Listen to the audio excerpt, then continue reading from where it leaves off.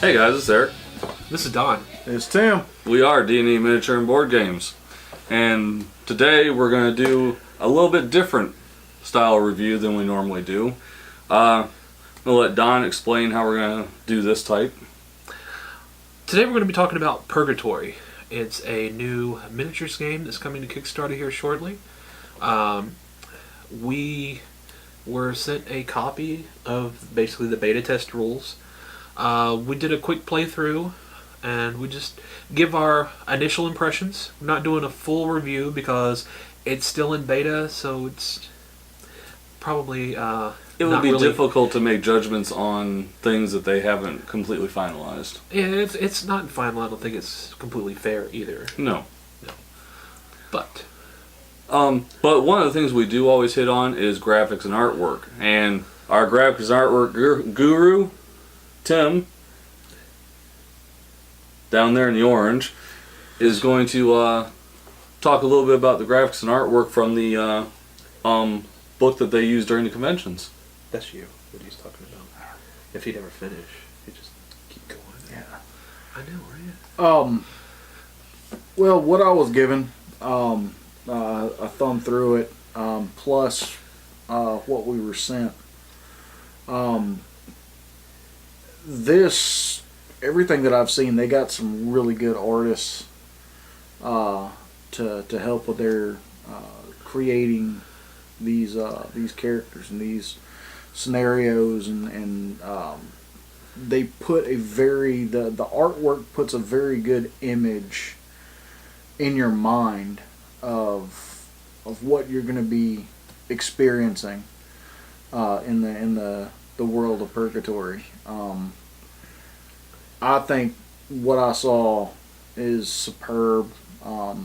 Very just really when you read the stuff, that goes along with the backstory and the background and everything, when you see the artist rendering of those, it really does match up. It meshes with what you already had in your mind's eye, and it brings it to light. So for me, this is some of the best artwork I've seen in some games. I feel like it kind of hit somewhere between Malifaux and Kingdom Death, but without all the sexualized nature from Kingdom Death. I think it's in a really good position. It's a little more modern day in the setting, but yeah, really, really enjoy the artwork and the setting. I got a chance. I was one of the first of us to actually look at the book because Gary had sent me a link from Purgatory of the book that they were using at conventions for people to get an idea of what Purgatory was going to be.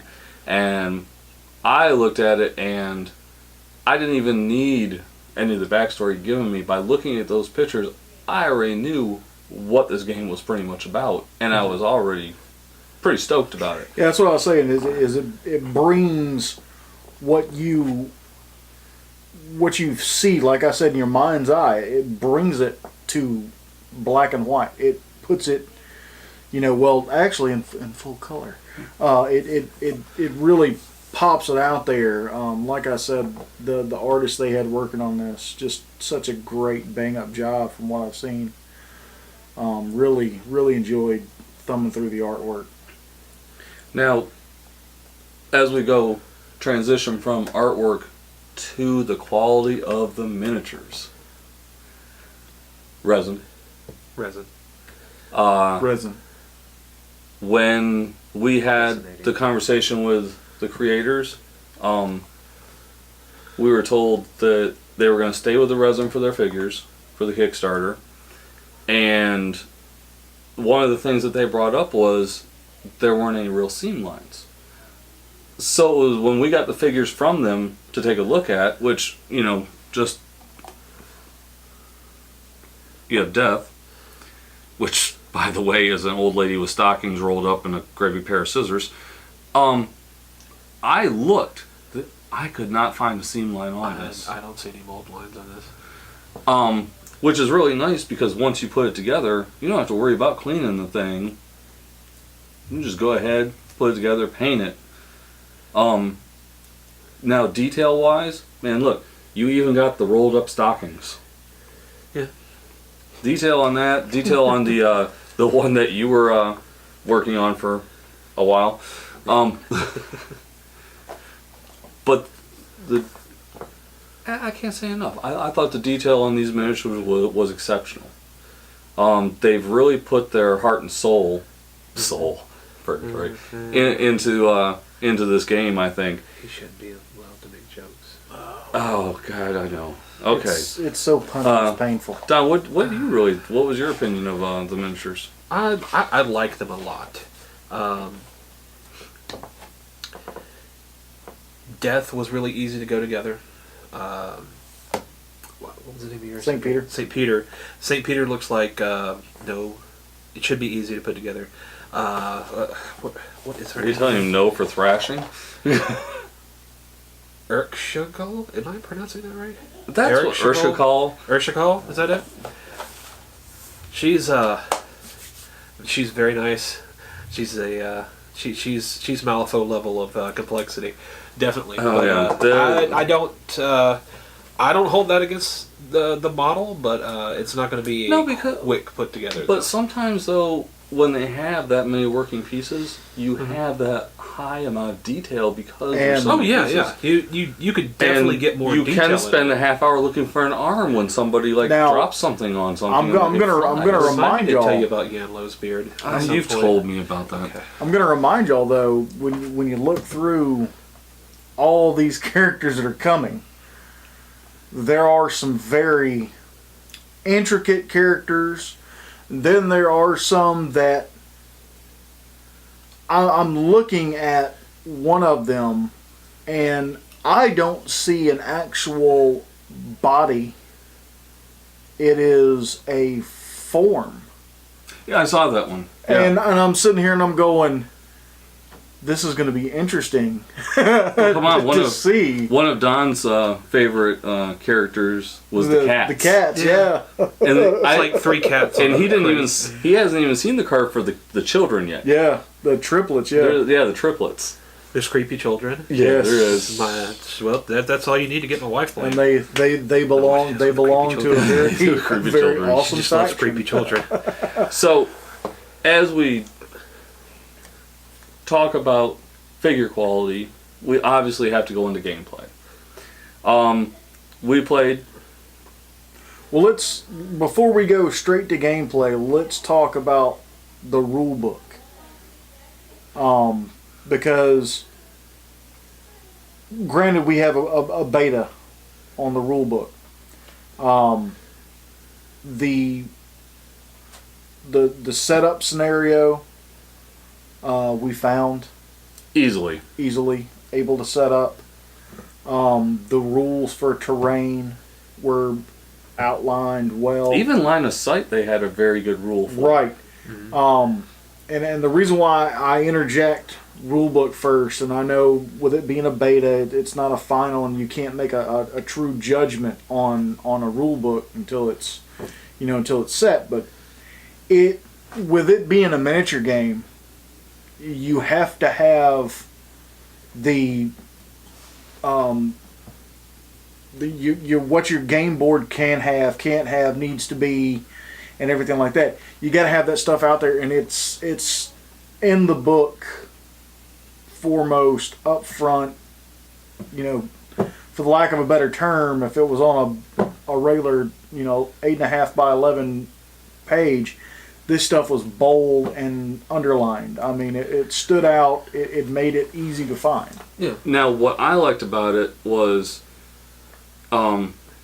we'd taken a look at the rules. I've read it. You'd read it. Don had been able to skim. I printed it out. I did my part. And what I liked about it was that it went from A to Z. I mean, instead of jumping around, it had set up the scenario, terrain, ranged attack, because that's, movement, and then ranged attack, because, obviously, that's the order it's going to go in before you get to melee. Right. But it was all boom, boom, boom. And even when we were looking for the special ability for gore, I was like, it's the beta rules, it's not here. And I all of a sudden flipped to the back page. I'm like, oh, wait a minute, it's right here.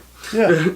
But I wasn't expecting it because we had a beta rules. I think being able to have this rule book, even in its a raw form, to get it set up to actually be able to have a skirmish, it did what it's supposed to do. It walked you through gameplay. So, it coming from the outside in, because it's only the second miniature game you've ever played. I've ever played. Even I was able to look at it and identify. These guys had to explain intricacies to me, but while we're setting things up, I'm thumbing through finding information, and that, as both of you can attest to, ain't normal. But you found it. Mainly because I learned how to read yesterday. Okay. Our illiterate buddy. Johnny 5 is alive. So, but as far as playing, when we sat down, we played it, and we had gone through the rules, and we decided, okay, we're going to go ahead and we're going to play. And you guys played, and I sat in the back and kind of flipped through as we had questions, which was really easy because it was like, okay, well, here's this, and then here's this. And when we got to the combat and everything, the charts were extremely easy because the information's right there on the cards. So as long as you know what is what on that card, you could actually have the 3 or 4 charts sitting out instead of having to flip through the book. And yeah, I'm telling you, combat would be so easy in this, it wouldn't even be funny. Those character cards are laid out very well. They make making your decisions with your faction. They make the decisions of who's the power play, who's the defender, and it's not a back and forth stuff. Everything is on your character card. Even right down to what they can do in a ranged attack. Yeah, you just flip it over. Oh, gore. Yeah. Yeah, Tommy gun was on somebody else. But I like the character reference cards. It keeps you from constantly flipping back to the book. Oh, what was that roll again? Right. It's all right there. It's easy. And it makes life easier. And then there's other things like what was it? Scary shit. Scary shit. Or scary stuff, something like that. And what did I find on the back of that one card? The crab.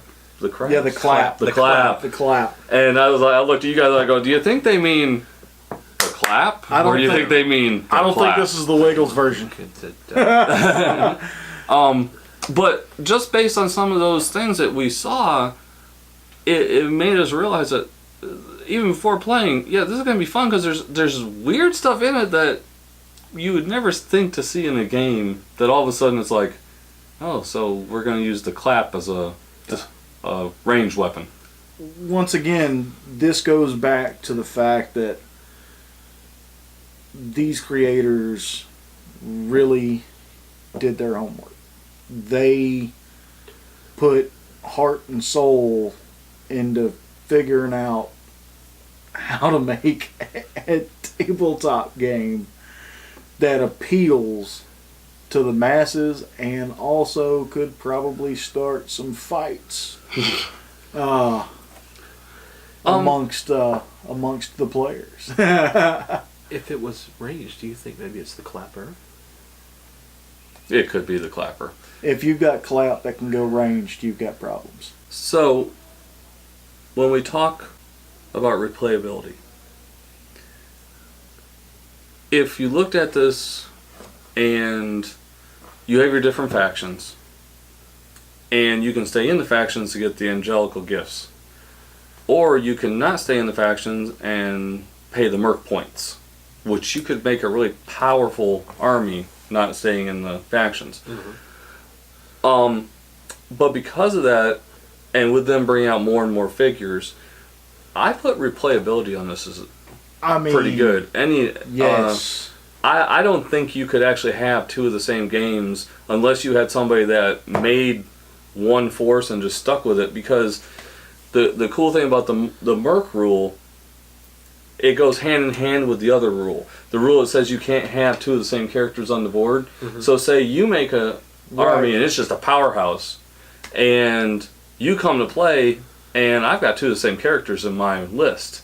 Well, we can't have them both on. They can't be on the board at the same time, which causes that replayability to go high on this. There's also something in the rules about how you resolve a situation just like that. I was actually about to ask, how does that get resolved? And how does that resolve, since you've read that? I didn't read it. I remember it when we were talking with them. Which is interesting. There is a way to not only with negotiate that. Well, not negotiate it. I mean, it's like a duel, basically. You know, you're going to roll for it, but it's the same thing with the cards, the gifts of the gods. You create your decks, and you create one deck for the game. You know, we didn't even get into gifts of God, right? Gifts of the gods with right this. Because we only have a limited resource of it, and we're just gonna say check out gifts of the gods, and especially sulfur attack. Unbelievable, cool stuff. But you make a deck. Now you could be a jackass and stack your deck, thinking, you know, ha ha ha, I'm gonna have the best of the best. Well, why would you not? You might not get the deck because that you created. You roll off for it. You roll off. I may decide to go, I'm taking your deck, and by the way, here's mine. Right. So I mean, so it makes you want to have a deck that is either screwable or it's a 50-50. Some good, some bad. It causes. It's like an honesty effect. Yeah. It causes you to make something that you wouldn't want to go up against, or that you would love to have in hand. Or maybe you meet someone near the coast, and there are two glasses in front of you, and you put poison in one of the glasses, and then you switch them out, and you let them pick which glass they're going to drink from. I've never seen that in a movie before. I was going to say, are we taking ideas from movies? That's inconceivable. Inconceivable. I love the fact that, I won the roll, I'm going to take your deck, and then they pull it over, this is the worst deck I've ever seen, and you just sit back smiling with their great killer deck that they've made. Yeah. I mean, that idea really appeals to me. In this game, I've noticed a lot of where it's kind of like screw you to the other player. Well, not only that, but if you think about it, I don't think there was a set number, and I didn't go through and count, but I don't think there was a set number of characters in each faction. Some factions may have a few more, some a few less. Well, it'd be hard telling us because they're still developing. Right, it's all still in development. But you have a point total to create your deployment. And I think you have 8 scenarios to choose from. Right, and not counting the oh yeah, there's public holidays that so you add many into beautiful things that add to this game. But that's what I'm saying is, let's say that you enjoyed Murder Inc. and you think Murder Inc. is one of the best factions out there, and you love them and you want to keep playing Murder Inc. Well, you make a group and play. Well, you get your butt kicked. So you change it up. The next game you win. I mean, there's different characters inside the faction that you can actually mix it up, and with the to make even a different. With the generally low point value, you aren't going to take that many anyways. Because what we were talking 350 game, 350, and one of your characters was like 80. Yeah. Hannibal was like 80 something. Mine was like 110. Yeah, yours was one. Well, because yours rates the dead, but. And you can tell people to go away, and they have to go away. Yeah. Uh-huh. Shoo. If only I had that power in real life. Yeah. Okay. Dude, you don't have to come over. I'm sure he wasn't talking about you. No. But replayability, I put it on an all-time high. Yeah. Yeah. Fun. I had a blast watching you guys. Especially when you took out his main character with a gore attack. And it didn't actually kill him that time. It was when he activated and it took another strength 3 hit and keeled over. Yeah, I know, because you had like 4 6s on that roll. I rolled Very well. yes for a change. And you know, and the Gore's special thing is he can't take saving rolls Right. on that secondary. So it's kind of like if you'd only fend them off the first time, you wouldn't be dead today. But if I had had somebody who could heal, which I'm not sure if they do or not, I'm I would almost activate positive. them first. and heal your character. I'm almost positive because everything that I have seen, there is a point and counterpoint. Like I said, And though we've delved into the rules, you know, we're not even going to say we're near good God, perfect no. on them. Oh no. Because what Well, anybody who's watched our videos know that we're not perfect with rules. the beta We have beta a was video? what 30 One or pages? two. Was what 30 pages? Something like that. And it's a miniature game. There's a lot of things that we probably never even were able to touch on. no, But it was still fun. yes. But you know, with that being said, you know, I didn't find the game very fun, but I would play it over and over again. Yeah, it was a fun game. It was fun. It was a fun game. I mean, I know nothing of this type of gameplay, but it is a new experience to have to sit there and say, well, what do you mean? You know, I can't attack him. I can see him, yeah, but you're not within range. What do you mean I'm not within range? It's like, well, you know, you can only, 3 inches is a movement. So comes from the gentleman that doesn't play miniature games very much. Right. I could tell. Did you know you don't have to take the same army list all the time? I'm sorry. But you know, final thoughts. If you guys are watching this, you're already looking at the Kickstarter page. And if you're Now, not, some of these miniatures you can get right now from their website. Can we put a link in the description? Yeah, there'll be a link in the description. The game's coming to Kickstarter. Some of these miniatures you can already get. They have a Facebook page. I saw people talking about them on Daka Daka. But please, when you guys see this up on Kickstarter, you know, take the plunge.